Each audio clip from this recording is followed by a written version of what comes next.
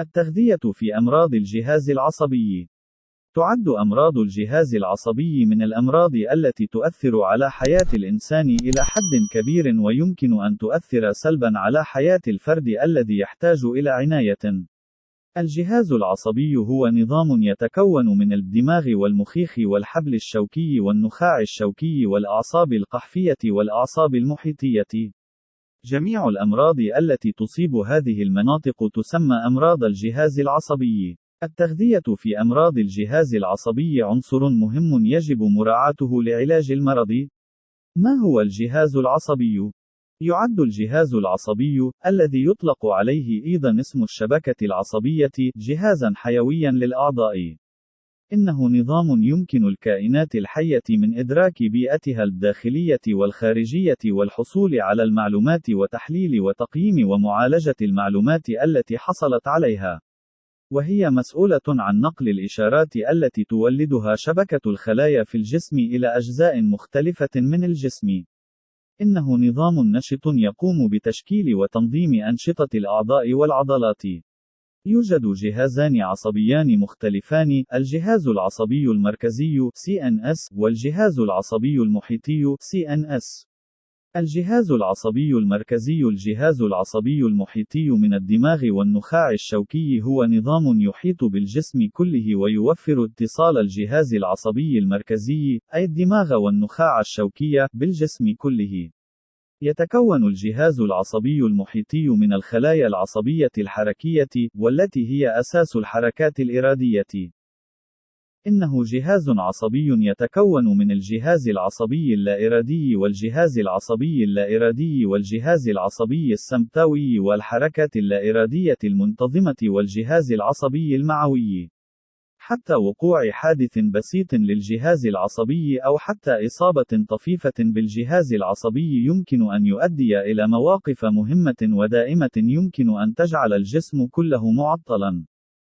ما هي أمراض الجهاز العصبي؟ الأمراض المتعلقة بالجهاز العصبي هي أمراض يمكن أن تسبب آثارًا خطيرة ودائمة نتيجة تلف الأعضاء ذات الصلة بسبب تلف الأعضاء التي تؤثر على الجهاز المركزي أو المحيطي. هناك العديد من الأمراض المتعلقة بالجهاز العصبي المركزي والجهاز العصبي المحيطي. الشلل هو مرض يحدث عندما تستمر الدورة الدموية في الدماغ أقل مما ينبغي أو بسبب عدم توفر الدورة الدموية، ولا يعمل الجهاز العصبي والعضلات بشكل صحيح، والأعصاب التي تمكن من الحركة تتضرر ولا تستطيع العمل. الصرع، وهو مرض تحدث فيه نوبات على شكل نوبات نتيجة فقدان الوعي نتيجة تلف الخلايا العصبية في الدماغ وعدم القدرة على أداء واجباتها بشكل كامل. المرض العقلي، هو مرض بالجهاز العصبي لا يتوافق مع الأفكار أو السلوكيات أو الأفكار أو السلوكيات البشرية التي تعتبر طبيعية، ويحدث نتيجة اضطرابات في هذه الوظائف الأساسية. مرض باركنسون، هو مرض في الجهاز العصبي تحدث فيه حركات ارتعاش لا إرادية بسبب عدم قدرة الخلايا العصبية في الدماغ على أداء واجباتها كما ينبغي. التهاب السحايا، هو مرض يصيب الجهاز العصبي نتيجة التهاب الغشاء الذي يغطي الدماغ والنخاع الشوكي.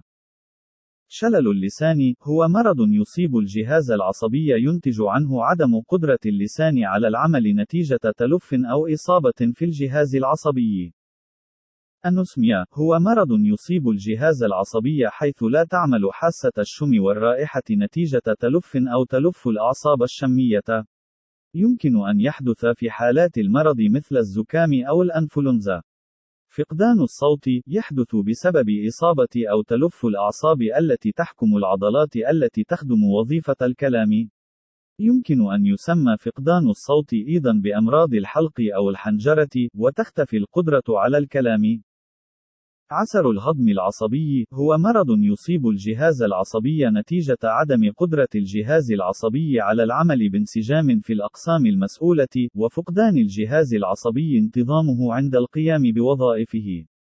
قد يحدث عسر الهضم العصبي نتيجة لأسباب مثل تناول الشاي أو القهوة، والإفراط في استهلاك الكحول، واتباع نظام غذائي غير متوازن، وتناول الوجبات السريعة أو عدم القدرة على ضبط سرعة الأكل، وتناول قدمات كبيرة، وابتلاع الطعام دون مضغ كاف. مرض شلل الأطفال تسببه البكتيريا، وهو مرض يصيب الجهاز العصبي يتسبب في انقباض عضلات النخاع الشوكي وتلف الخلايا العصبية أو إتلافها. تنتشر البكتيريا المسببة للمرض عن طريق البراز. تستخدم الأدوية عن طريق الفم لعلاج شلل الأطفال. كيف يجب أن تكون التغذية في أمراض الجهاز العصبي؟ تحدث أمراض الجهاز العصبي نتيجة إصابة أو تلف بالجهاز العصبي المحيطي أو مركزه. التغذية في أمراض الجهاز العصبي مهم في علاج المرض. يعد النظام الغذائي المتوازن والمنتظم أحد أهم عوامل نمو الدماغ. ثلث الجهاز العصبي، الذي يبدأ تكوينه وتطوره في الرحم، يتطور في الرحم ويتطور الباقي في السنوات الأولى بعد الولادة. يؤثر استهلاك الأم للأحماض الأمينية والبروتينات والدهون والفيتامينات أثناء الحمل على نمو دماغ الطفل. بمعنى آخر، التغذية فعالة جدا في تطور الجهاز العصبي. خاصة لتطوير الخلايا العصبية، هناك حاجة إلى فيتامينات ب والكحول والمواد الدهنية.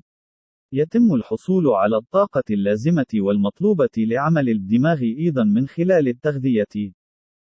نتيجة لهذا الموقف، يمكن أن يؤدي إلى حالات مثل المزاج المضطرب، والنسيان، والتباطؤ أو الانحدار في تطور الذكاء، والتباطؤ في نظام التفكير. نقص اليود والحديد أثناء الحمل وقبله، يسبب نقص حمض الفوليك ومشاكل التمثيل الغذائي الخلقية اضطرابات في نمو الدماغ والجهاز العصبي. لكي يعمل الجهاز العصبي المركزي بانتظام ويقوم بواجباته، فإنه يوفر الجلوكوز دون انقطاع للحفاظ على نسبة السكر في الدم منتظمة. يزيد الإمداد المستمر بالجلوكوز من الأداء الإدراكي للدماغ. يتم تطبيق نظام الكيتو في حالات الصرع، وهو أحد أمراض الجهاز العصبي. هذا النظام الغذائي غني بالدهون وقليل الكربوهيدرات، ويحتوي على البروتين حسب الحاجة، ويستخدم في علاج النوبات والنوبات التي لا يمكن السيطرة عليها مثل الصرع. يهدف إلى تقليل عدد النوبات وشدة النوبات. يسمح باستهلاك الفواكه والخضروات. زيادة استهلاك المايونيز الغني بالزبدة والزيت والدهون. عند فحص التهاب الأعصاب والتهاب الأعصاب الناجم عن إصابات أو أورام في الأعصاب، يتبين أن معظمها ناتج عن نقص فيتامين ب. في علاج التهاب الأعصاب والتهاب الأعصاب، يتم اتباع نظام غذائي غني بفيتامينات ب.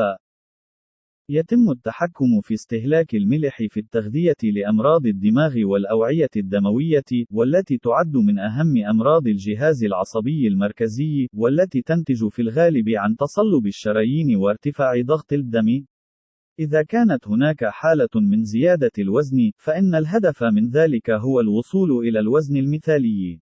حاول تقليل استخدام الدهون المشبعة. يتم الاحتفاظ باستخدام معدن البوتاسيوم عند مستوى معين. يتم زيادة الأطعمة التي تعتبر مضادات الأكسدة. ثبت أن بعض المجموعات الغذائية والأطعمة المستهلكة في الدراسات على مرض الصداع النصفي تسبب المرض. نتيجة للدراسات التي أجريت على مرض الزهايمر، خلص إلى أن نقص فيتامين ب، وخاصة نقص فيتامين ب6، أو نقص حمض الفوليك أو نقص عنصر المنجنيز مع الرمز Mn له تأثير كبير. بالإضافة إلى استهلاك هذه العناصر والفيتامينات فيما يتعلق بالنظام الغذائي لهذا المرض، فإن فيتامين ج، والاستهلاك الغزير للفواكه والخضروات، واستهلاك الملح المتوازن يساهم أيضا في العلاج. بالإضافة إلى ذلك، يتم تطبيق دعم أوميغا 3 وزيت السمك في النظام الغذائي لمرض الزهايمر. إذا أعجبك الفيديو لا تنسى الاشتراك ومشاركته مع أصدقائك وتعليق تشجيعا لنا لكي نستمر بنشر المزيد.